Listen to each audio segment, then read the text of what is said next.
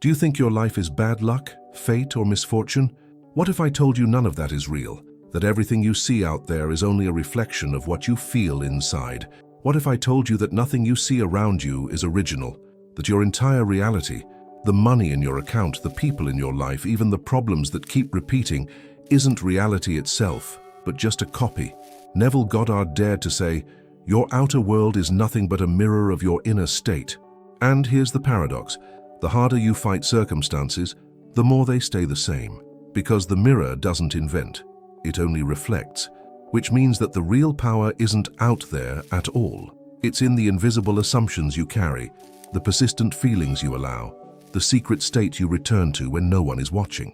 Most people live as if the copy is the cause, scrubbing the mirror, repainting the reflection, begging life to change. But what if the whole time the real cause was inside? Change inner, change outer. Feeling is the secret. Live in the end. These aren't theories, they're laws. And once you grasp them, your relationship with reality will never be the same again. So, if you've been wondering why the same patterns follow you no matter what you do, stay with me. Because in the next few minutes, you'll discover why reality can't help but obey, and how one inner shift can rewrite the entire reflection you call life. Imagine waking up one morning and realizing that everything around you, the people, the opportunities, even the frustrations, are not original. They're just a mirror image, a copy of the inner movie you've been playing on repeat. Neville Goddard used to say reality is nothing more than a mirror, and when you grasp this, life stops looking random. Suddenly the chaos outside starts making sense. Think of it like this. If someone stood in front of a mirror with messy hair, it wouldn't matter how hard they scrubbed the glass, the reflection would stay the same. Yet that's what most people do with life. They fight the reflection. Never noticing their own inner state is what sets the tone. The startling truth: reality copies your inner state faithfully, no exceptions.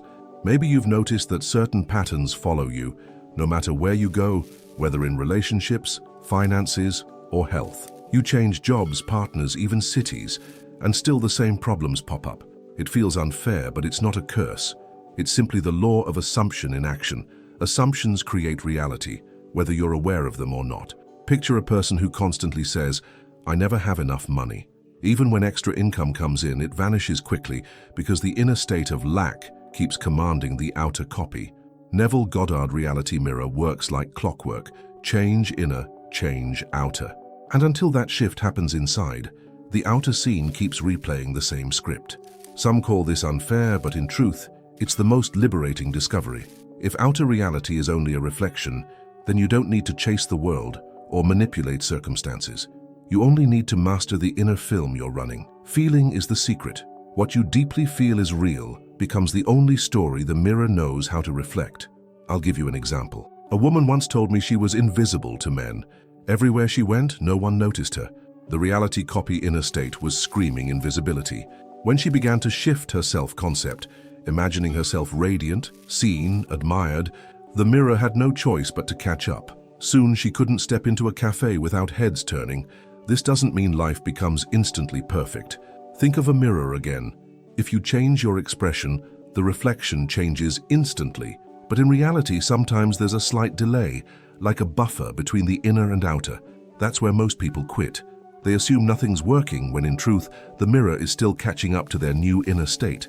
Neville often said, "Live in the end." In other words, assume the feeling of the wish fulfilled and dwell there, because the outer has no originality, it only mirrors. To live in the end is to set the template, and soon the copy follows. No begging, no waiting for signs, just quiet certainty that the seed planted inside must sprout outside. Think about your own life. Where does the mirror keep repeating the same stubborn reflection? Is it in your bank account? In how people treat you? In the opportunities that never seem to arrive? The mirror isn't mocking you, it's teaching you. It's showing you with painful honesty the persistent state Neville said is running the show. And here lies the paradox. The moment you stop blaming the mirror and instead turn inward, everything begins to shift. Circumstances lose their power because you finally see them for what they are, mere copies, not causes, which naturally leads to the next question. If the outer is just a reflection, what's the real blueprint behind it all?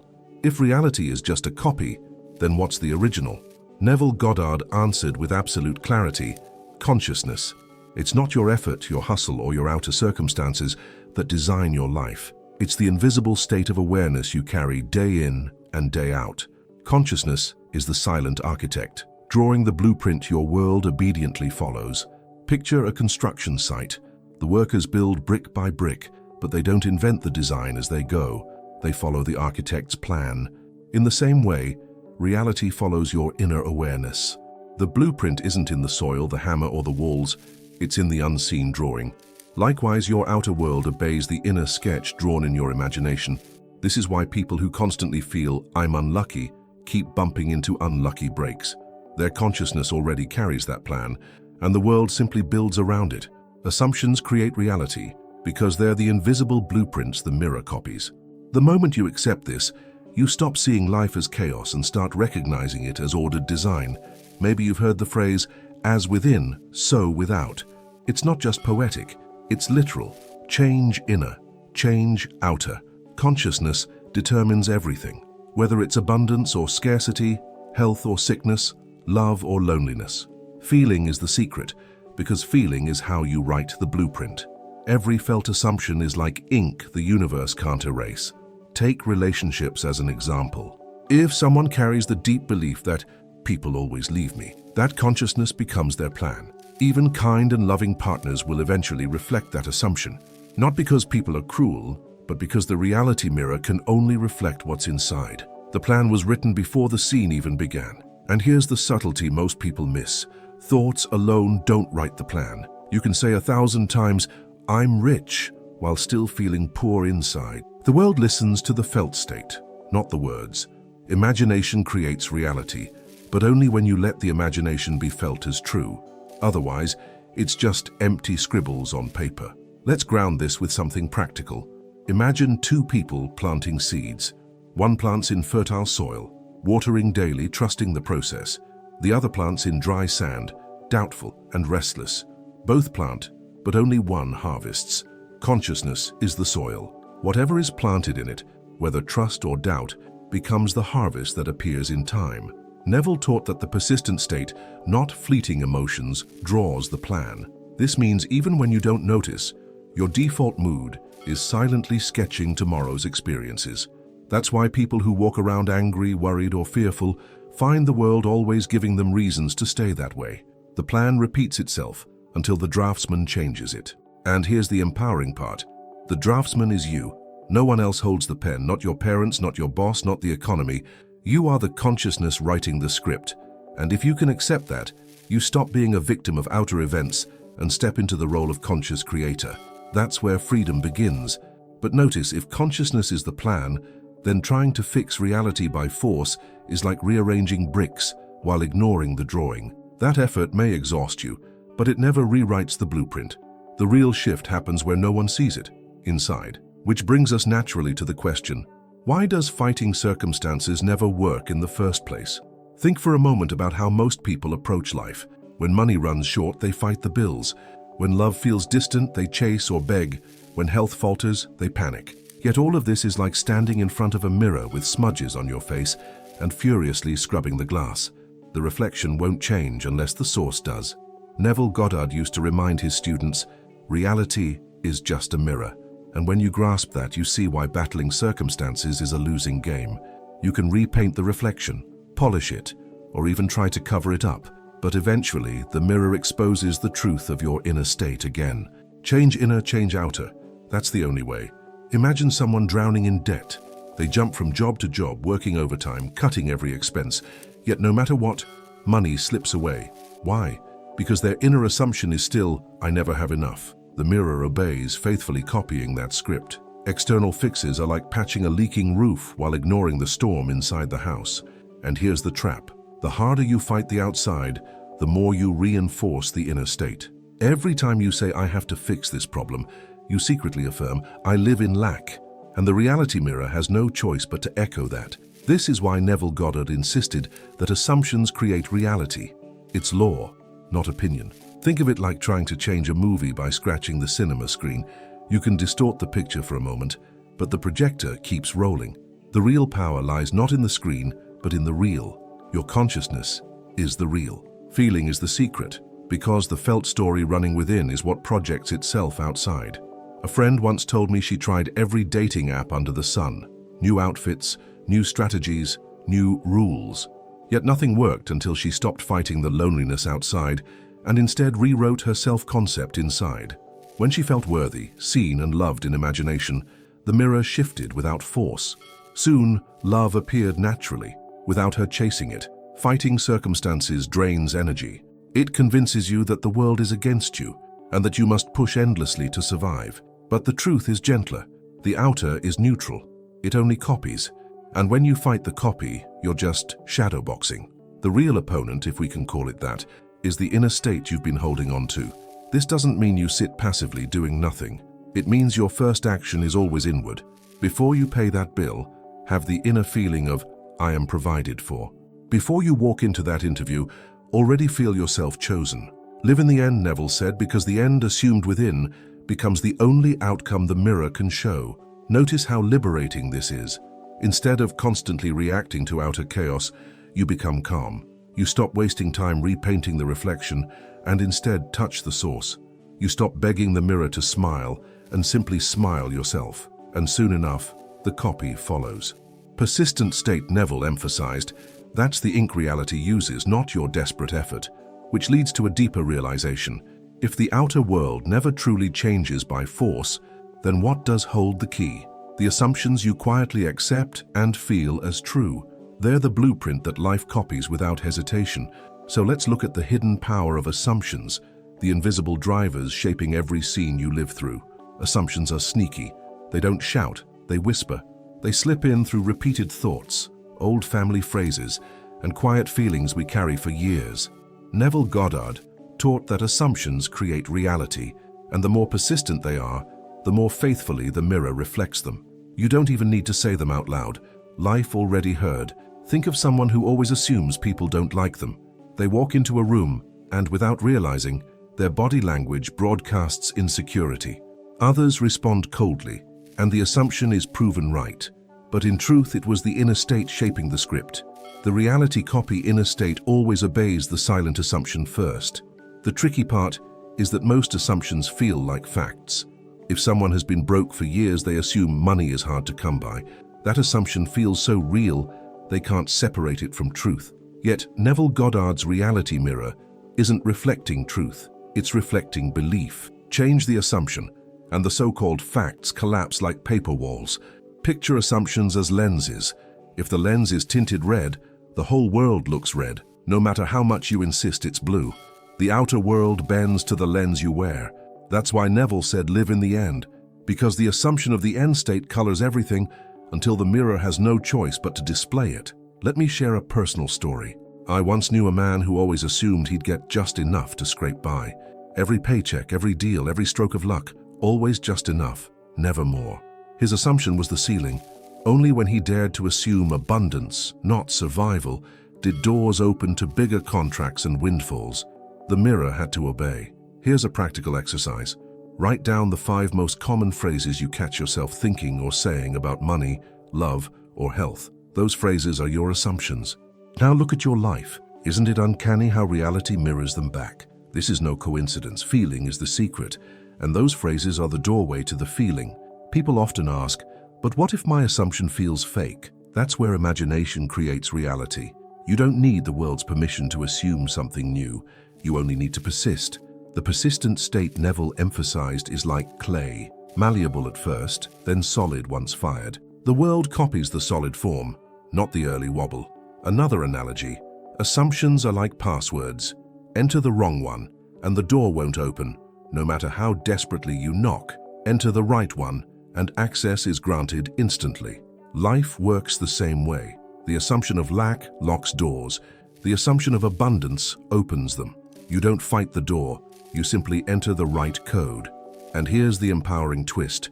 No assumption is permanent unless you keep feeding it. The moment you starve an old assumption by refusing to identify with it, it begins to dissolve. Replace it with a new one, and reality shifts. The outer has no power to argue. It just reflects the newest state you consistently live in. So, if assumptions silently write the script, what exactly stamps them onto reality? Not just idle thinking, but the deep inner feeling that gives them weight. Feeling is the secret, Neville insisted, because it's the emotional ink that makes an assumption stick. Which naturally leads us to the next truth, the imprint of feeling itself. Neville Goddard was clear. Thought alone doesn't move mountains. It's feeling that does. Feeling is the secret, because it stamps the inner assumption onto the mirror of reality. You can repeat affirmations endlessly, but if your chest tightens with doubt, the mirror copies the doubt. The world responds to the felt vibration, not empty words.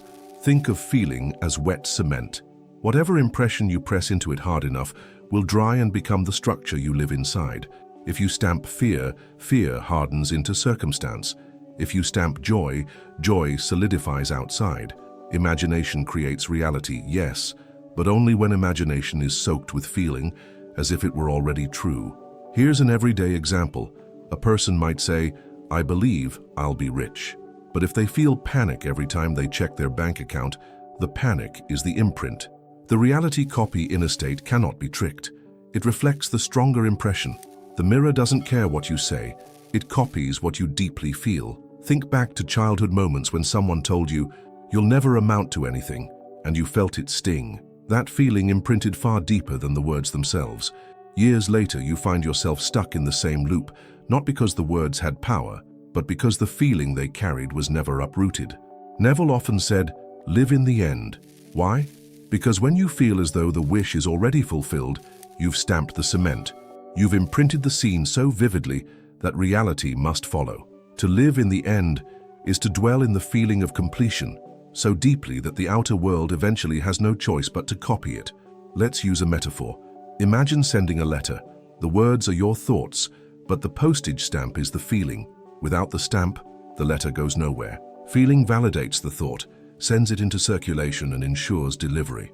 That's why many people think they're manifesting, but see no results. Their letters are unstamped. This doesn't mean you have to feel ecstatic all the time. It means you must feel real. Even a quiet sense of relief, gratitude, or naturalness is enough. The persistent state Neville spoke of isn't fireworks. It's the steady, consistent tone of already done. That steady tone, carried day by day, becomes the mold reality pours itself into. Here's a small practice. Tonight, before bed, close your eyes and imagine yourself already living what you desire. Don't just see it, feel it. What's the texture of the bed sheets in your dream home? What's the warmth of the hand you hold in your dream relationship? These sensory feelings imprint far more than cold, mechanical affirmations. The beauty is that feeling bypasses logic.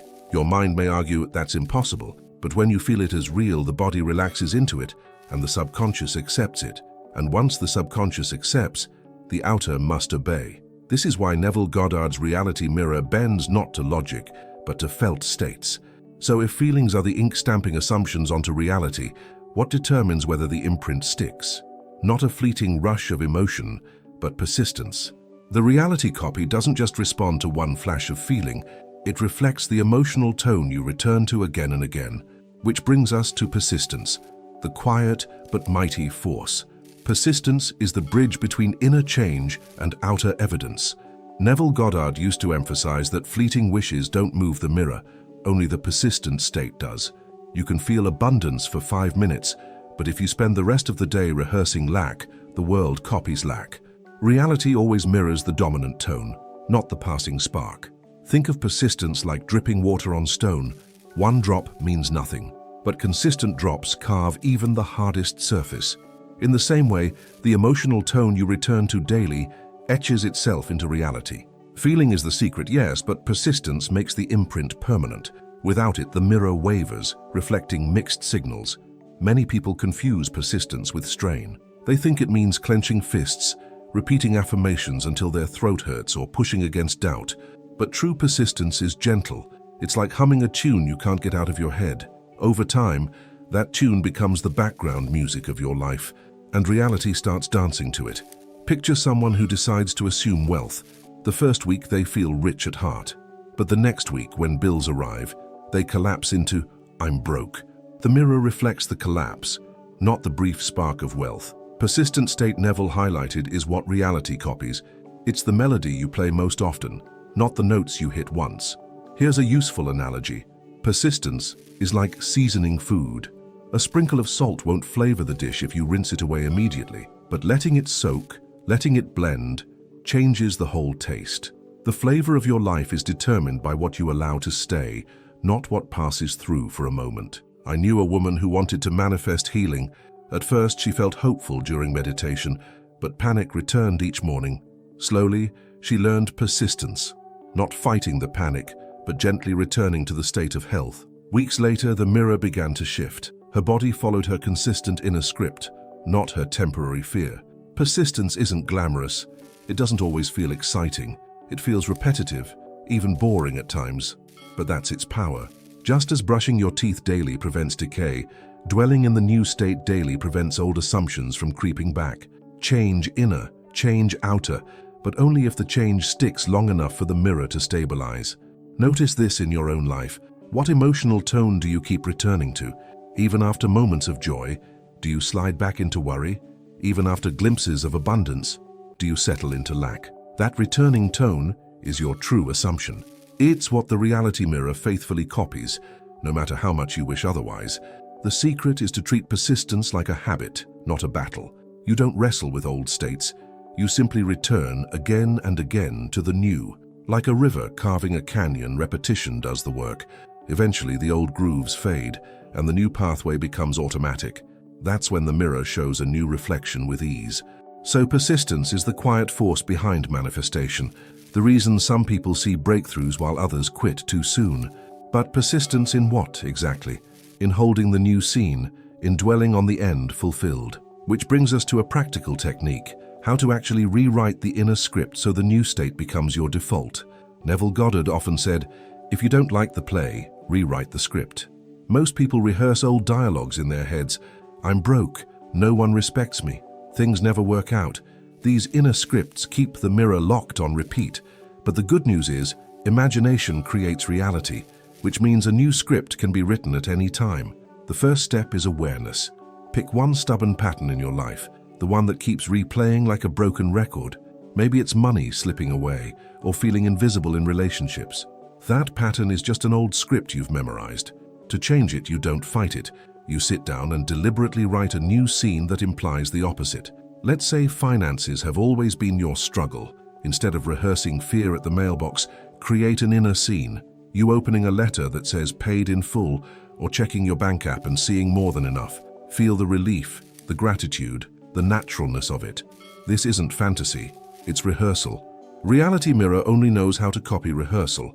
Another example, someone who assumes people ignore me. The new script could be simple. Imagine walking into a room and hearing a friend light up. I'm so glad you're here. Dwell on that warmth until it feels natural. Feeling is the secret because it's the felt tone of the scene, not just the words, that stamps itself onto the mirror. When you practice, keep it short and vivid.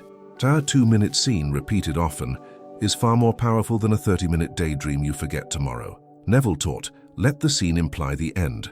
If your desire is marriage, don't imagine the proposal. Imagine the wedding ring on your finger or the feeling of being called wife or husband. The key is persistence. At first, the old script will fight back.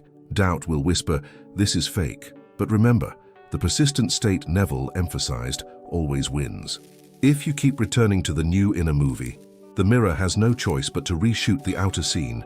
Change inner, change outer. It's not personal, it's law. To make it practical, tie the practice to daily rhythms. Right before sleep is the most fertile time. As you drift off, your subconscious is wide open, ready to absorb new scripts. Use those moments to rehearse your new scene, letting the feeling of already done lull you into sleep.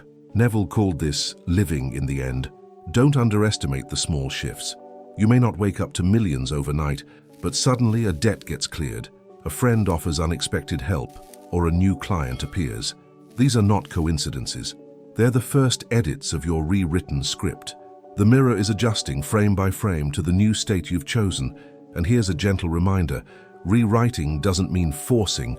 It's not about straining to believe, it's about choosing what you dwell on. Every time the old story pops up, you quietly replace it with the new. Over time, the old loses power, and the new takes root. Persistence makes it inevitable, so the technique is simple yet profound. Select the pattern, script the opposite, feel it as real, and persist. Soon enough, the outer world begins to echo back your new dialogue. And when it does, you'll notice subtle but undeniable signs that the copy itself, the reality you see, has started to shift. One of the most exciting parts of this journey is noticing the first cracks in the old reflection. At first, the mirror doesn't shatter, it flickers. Small details start shifting. Neville Goddard taught that when the inner script changes, the outer world has no choice but to follow. The earliest signs are often subtle but deeply encouraging. For example, you may begin to notice people treating you differently. A cashier smiles more warmly, a friend calls unexpectedly, or strangers start conversations. These aren't random. They're signals that the reality copy inner state is rewriting itself. The persistent state Neville spoke of is finally dripping into the mirror, and it begins showing fresh images. Another sign. Opportunities appear where none existed before. Suddenly, a job opening shows up, or you hear about a business deal that perfectly fits you. It feels like coincidence, but it's not. Imagination creates reality, and the imagination you've been dwelling in is now sending invitations into the outer world. Emotional peace is another clue. Where panic once lived, calm begins to take its place. You may not have the full result yet, but you feel a strange confidence that it's coming. Feeling is the secret, and when your body rests in that feeling without constant doubt, it means the mirror is already catching up to your new script. Think of it like planting a garden. At first, nothing shows, but one morning you see a tiny green sprout pushing through the soil. That sprout is proof the seed is alive, even if the harvest is months away. In the same way, small signs, like unexpected kindness or minor breakthroughs, prove the new inner state has taken root. Sometimes the signs are internal shifts rather than external events. You might notice you no longer react the same way. A bill arrives, but instead of spiraling into fear, you shrug and say, "It's handled." That shift in reaction is powerful. Change inner, change outer. The mirror must follow the calm even if the reflection hasn't caught up fully yet. Neville's students often reported bridge of incidents, a series of events that seemed random but led straight to the fulfillment of their desire. Looking back, they could see how each small sign was part of a larger chain. The outer world doesn't leap in one giant step. It rearranges itself piece by piece to match the new inner state. It's important not to dismiss these early signs as too small. A compliment, a small gift, or an unexpected invitation may look insignificant, but they're proof the mirror is bending. Celebrate them, because gratitude strengthens the new script. Every little echo of your assumption reminds reality. Yes, this is the direction we're going. One more subtle sign is synchronicity. You start overhearing conversations that match your desire, or stumbling upon books and quotes that speak directly to you. These aren't accidents. They're reflections of the inner change. The outer world is aligning itself, whispering back to you, "Keep going, you're on track." And yet, while these signs are thrilling, they're only the beginning. The full transformation takes consistency. The copy keeps stabilizing as long as you persist in the new inner state. So the next step is learning how to stay consistent, even when the mirror still flashes fragments of the old picture. Here's the real challenge. When the outer world still shows the old reflection, will you stay anchored in the new inner state, or will you slip back? Neville Goddard warned that the mirror always lags behind. The reflection doesn't change instantly. That's why staying consistent matters more than any quick burst of faith. Think of it like steering a ship. When you turn the wheel, the vessel doesn't instantly swing around. It takes time for the whole body to adjust. But if you panic halfway and spin the wheel back, you'll never reach the new course.